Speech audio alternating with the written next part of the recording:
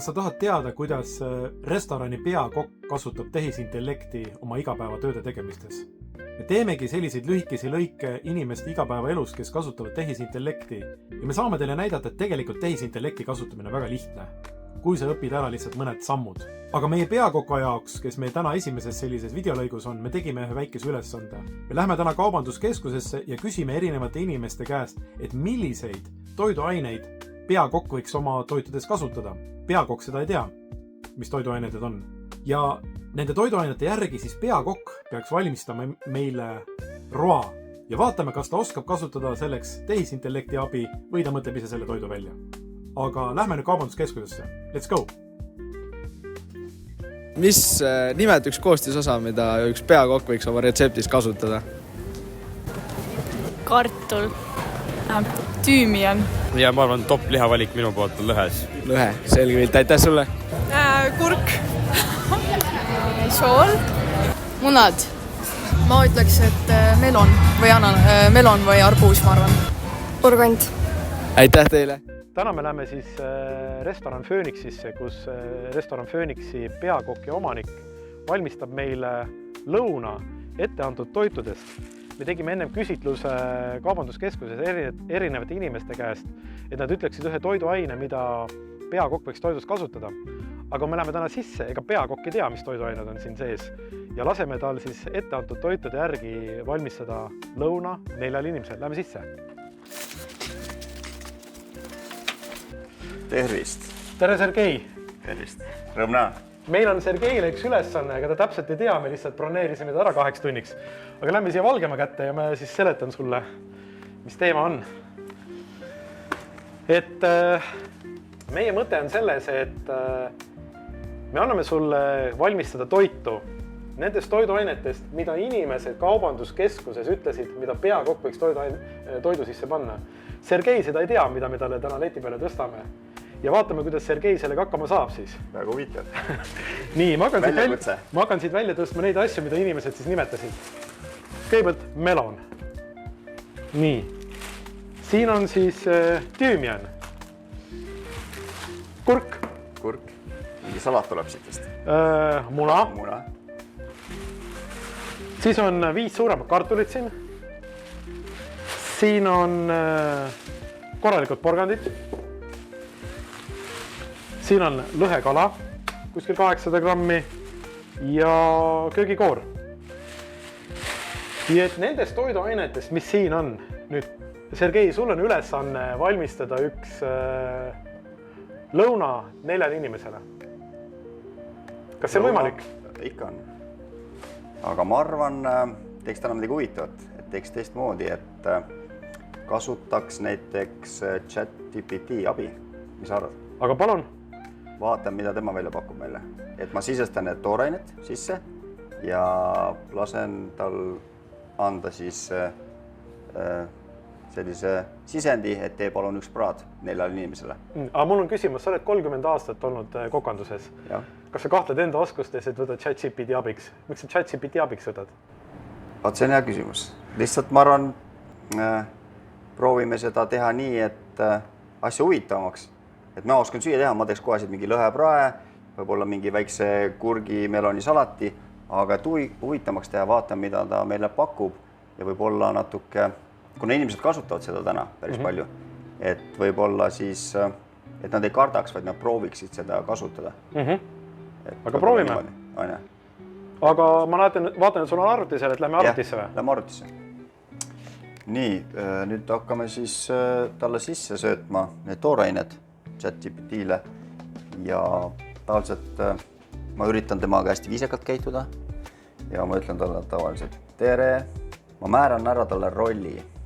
Ole peakoka rollis. Palun. Nii.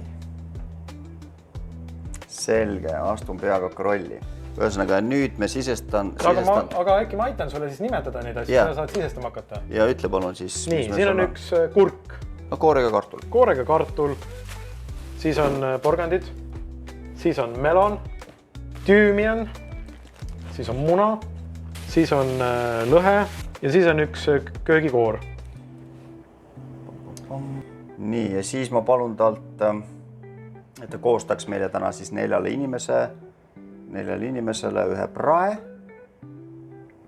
Ja vaata, mis retseptid ta meile siis annab.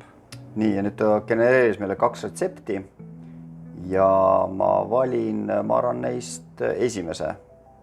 Ja on siis kreemias lõhefilee, tüümeni ja köögiviljadega. Sa praegu genereerisid selle menüüsid ilusti, aga oled sa niimoodi ennem ka kasutanud ChatGPT-d? Ja, ma olen proovinud.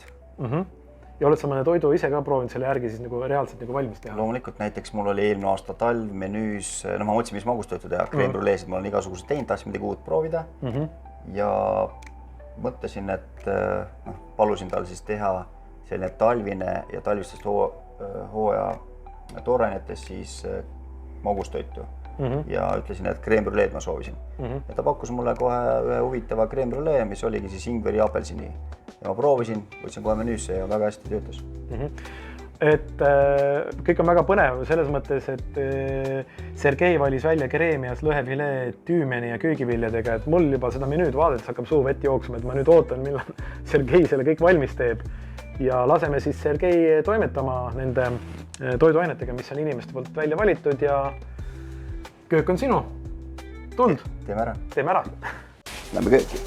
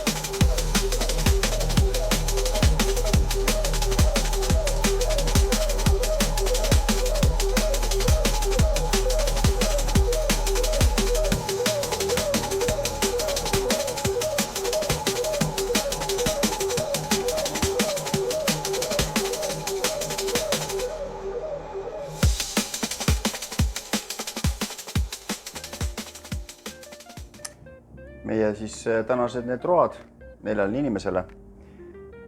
Lõhe, praetud lõhe, siis keedukartuli, blanšeeritud porgandite ja meloni kurgisalsa, ehk siis seda menüüd natukene kohandasin. Ja ma õppisin täna väga huvitava asja ise nagu, et see kaste, mis oli koore munaga tehtud tüümeniga, et see oli midagi huvitavat mu jaoks, ma esimest korda tegin seda üldse. Ja ta põhimõtteliselt meenutab Hollandi kastet ja väga maitse tuli. Lisasin natukene omal poolt veel apet, et kuna meil toidukorvis ei olnud sidrunit, siis lisasin kastmesse apet ja see siis balansseerib selle lõhe meile, selle maitse ja kõik siis selle ja salsa tuli ka väga hea. Lisasin ka sinna natuke värsket tüümeni ja ma usun, et tuli väga maitsev roog, kohe saame proovida. Ja ma kõiki julgustan kasutama ChatGPT-d, selles mõttes ma ise kasutan ka, nagu restoranis olen kasutanud ja õpilastele olen rääkinud ja sellega saab igaüks hakkama, täna isegi koduperenaine, et lihtsalt tehke näiteks külmkapp lahti, vaadake, mis teil külmkapis on, lööge need toorained sisse ja küsige, mida ta võiks nagu teile pakkuda, mis retsepti ja ta ise genereerib teile, et ma julgustan kindlasti kasutama ChatGPT-d.